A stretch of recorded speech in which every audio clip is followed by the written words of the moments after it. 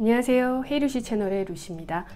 이번 시간은 사형식 문장에 대해서 알아보도록 하겠습니다.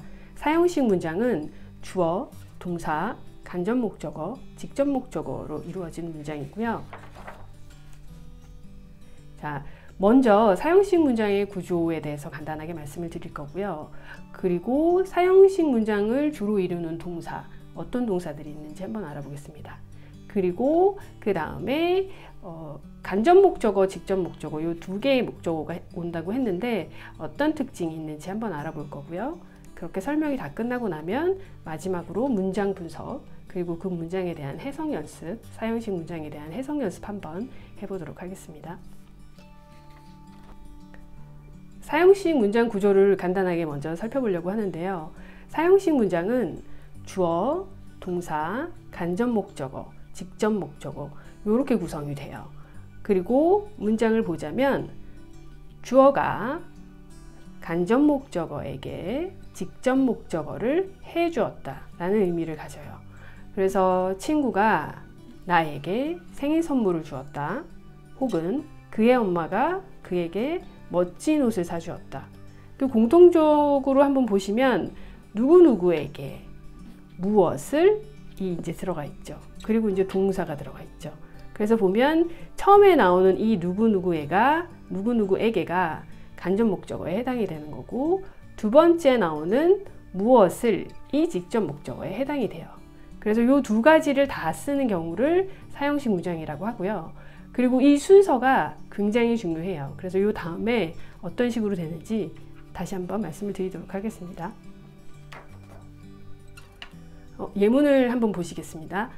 먼저 삼형식 문장인데요. He bought a loaf of bread. 그는 샀다. 무엇을? 빵 한 덩어리를 샀다. 그래서 동사의 목적어 해서 삼형식 문장이 되는 거고요. I will give middle school education at least. 나는 줄 것이다. 무엇을? 중등교육을 줄 것이다. 적어도. 그래서 이것도 이제 두 가지 문장은 삼형식이 되는 거고요. 요 문장이 사형식이 됐을 때 어떤지 한번 보시겠습니다. He bought me a loaf of bread. 그는 샀다. 근데 다음에 이제 두 개가 나오죠. 명사구가. 이 첫 번째 명사구가 간접 목적어에 해당이 되는 거고, 두 번째 명사구가 직접 목적어에 해당이 돼요. 그래서 나에게, 누구누구에게가 되는 거고, 간접 목적어는, 직접 목적어는 무엇을 이 해당이 되는 거예요. 사실 이 경우는 지금 인칭 대명사이기 때문에 조금 명확해 보이지만 실제로 사형식 문장에서 항상 인칭 대명사가 쓰이는 건 아니기 때문에 그 부분은 명확하게 요 의미를 아셔야지 해석을 하실 수가 있어요. 이따가 예문에서 같이 한번 보여드리겠습니다. 그래서 여기 해석을 하자면 그는, 그래서 여기는 샀다보다는 사주었다가 조금 더 적절한 느낌이 되겠죠. 그는 사주었다. 누구에게? 나에게 a loaf of bread. 빵 한 덩어리를 사주었다. 이렇게 해석이 되는 거고요. I will give my boy middle school education at least. 나는 줄 것이다. My boy. 여기도 명사구가 두 개 나와서 첫 번째 명사구가 누구에게 해서 나의 아들에게, 두 번째 명사구가 무엇을? 중등교육을 줄 것이다. At least. 적어도. 그래서 사형식 동사는 누구누구에 해당하는 간접 목적어와 무엇을에 해당하는 직접 목적어를 모두 다 써요. 그래서 주로 이런 사형식 문장을 만드는 동사를 수요 동사라고 부르는데, 이제 누구누구에게 어떻게 해주다 라는 의미에서 이제 수요 동사라고 하는 거죠.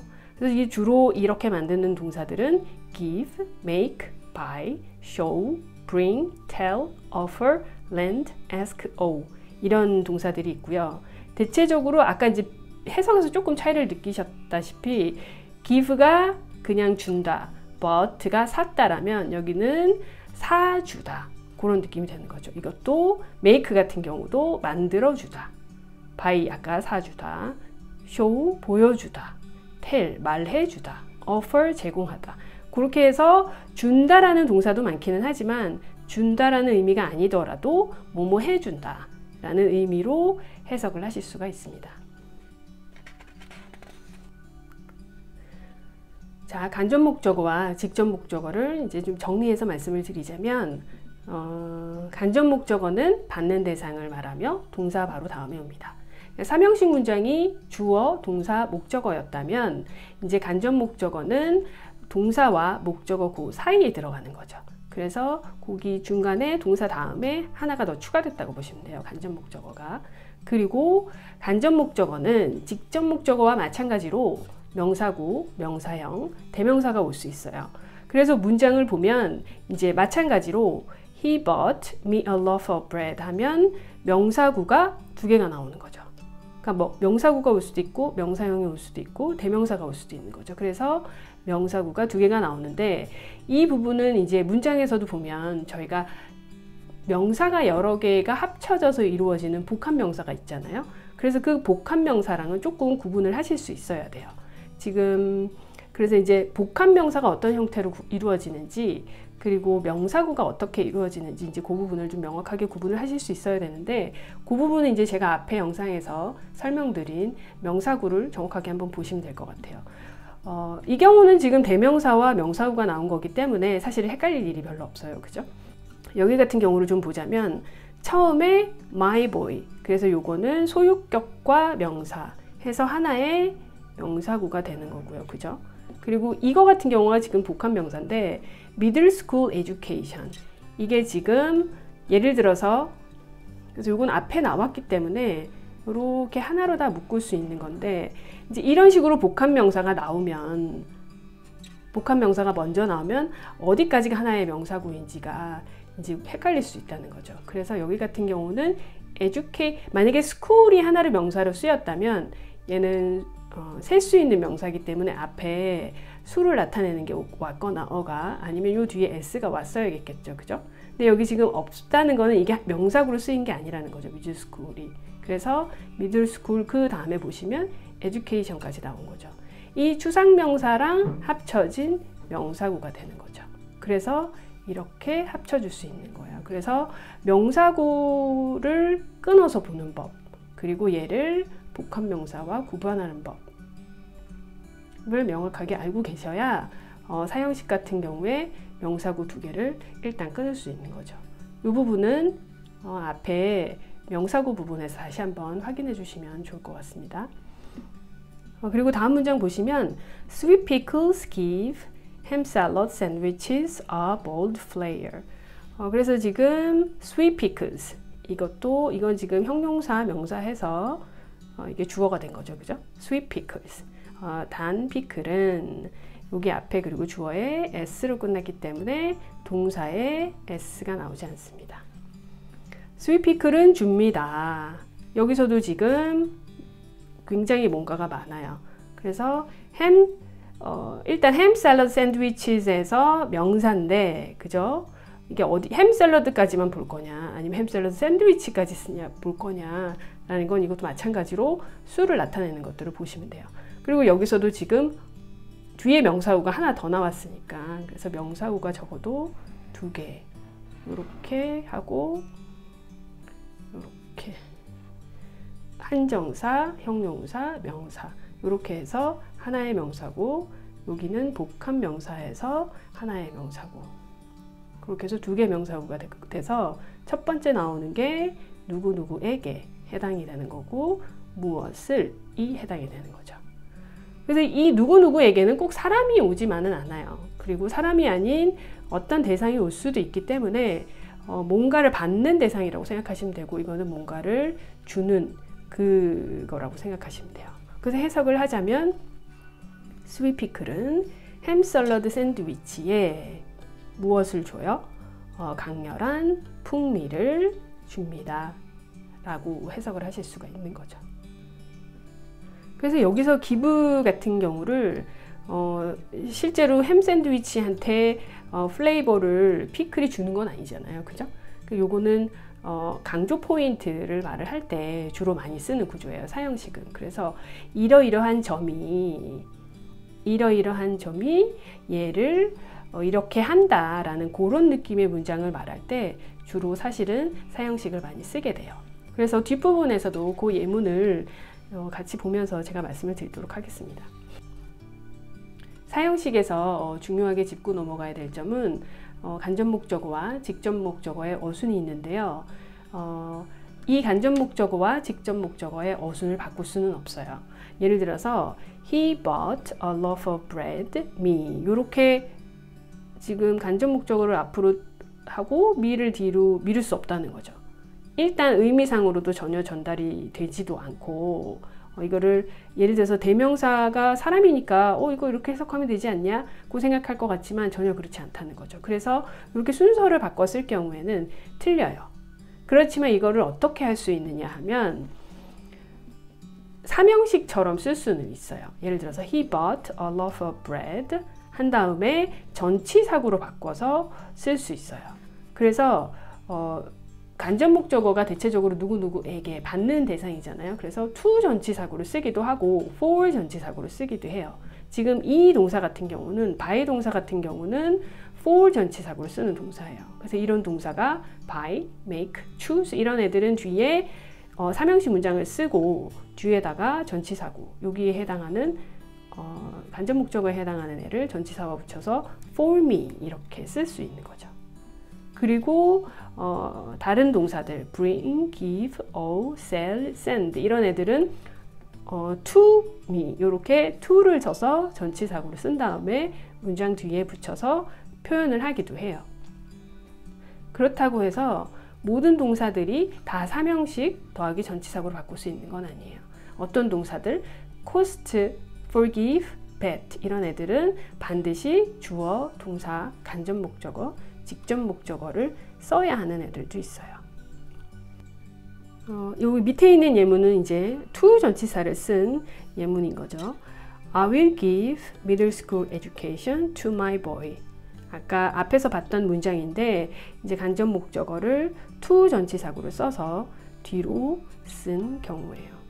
그래서 이런 부분은 어떤 것들을 강조하느냐에 따라서 for me로 해서 앞으로 붙이기도 하고 또 for me 해서 뒤로 붙이기도 하고 그거는 이제 맥락에 따라서 조금씩 바꿔 쓸 수 있다라고 이해를 하시면 될 것 같습니다. 그러면 말씀드린 것처럼 사형식도 쓸 수 있고 삼형식에다가 전치사구를 쓸 수 있는데 어떤 경우에 이렇게 하느냐 사실은 대체적으로 이렇게 할 수도 있고 저렇게 할 수도 있지만 어떤 경우에는 반드시 그렇게 해주는 게 더 좋다에 해당하는 원칙들은 있어요. 이제 그거를 그 중에 하나가 이제 end weight라는 원칙인데 이 경우 말고도 이제 문장에 만들 때 상대적으로 길이가 긴 요소나 문법 구조가 복잡한 요소는 문장의 뒤로 배치를 하는 그런 경우인데 일단 먼저 이쪽 예를 한번 보시겠습니다. 주어, 동사, 간목, 직목 이 사형식 문장에서 예를 들어서 간목이 긴 경우는 전치사구로 대체를 해서 씁니다. 그러니까 영어 문장 같은 경우는 처음부터 끝까지 일단 빨리 보려고 하는 경향이 있어요. 그러니까 중간에 뭐가 되게 길게 얘기를 해야 되면 직목이 한참 뒤에 나와야 되잖아요. 그래서 이런 경우는 빨리 얘기를 해버리려고 하는 경향이 있어서 이 end weight 원칙이 적용이 되는 거예요. 그리고 또 직접 목적어가 인칭 대명사일 때는 또 뒤로 빠지기도 해요. 또 이외에도 신정보, 그러니까 새로운 정보를 뒤쪽에 배치를 하도록 만들기도 합니다.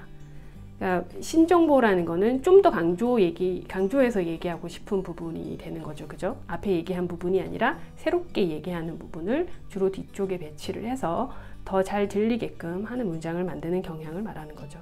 예문을 보시면 He reads his poem to anyone who will listen. 그는 읽어준다. His poem, 그의 시를. 여기 지금 목적어가 직접 목적어가 먼저 나왔어요. 그죠? 그리고 to 해서 전치사구가 나왔는데 to 누구누구에게 anyone, 어떤 사람에게라도. 그죠? 어떤 사람 who will listen, 들으려고 하는 모든 사람, 어떤 사람에게도 그의 시를 읽어준다가 되는 거죠.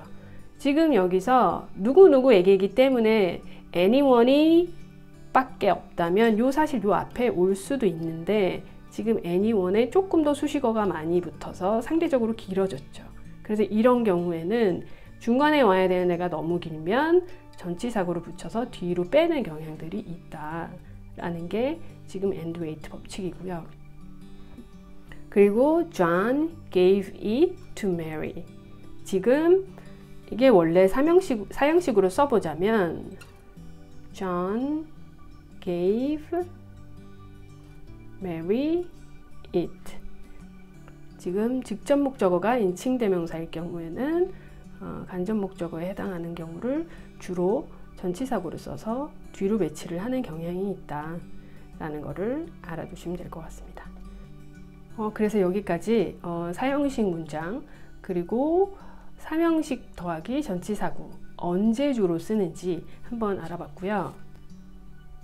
이번 영상에서는 사형식 문장의 구조 그리고 사형식 문장을 주로 쓰는 동사 그리고 간접 목적어, 직접 목적어를 쓰는 어순 그리고 어떤 품사가 여기에 쓰이는지 주로 알아봤고요.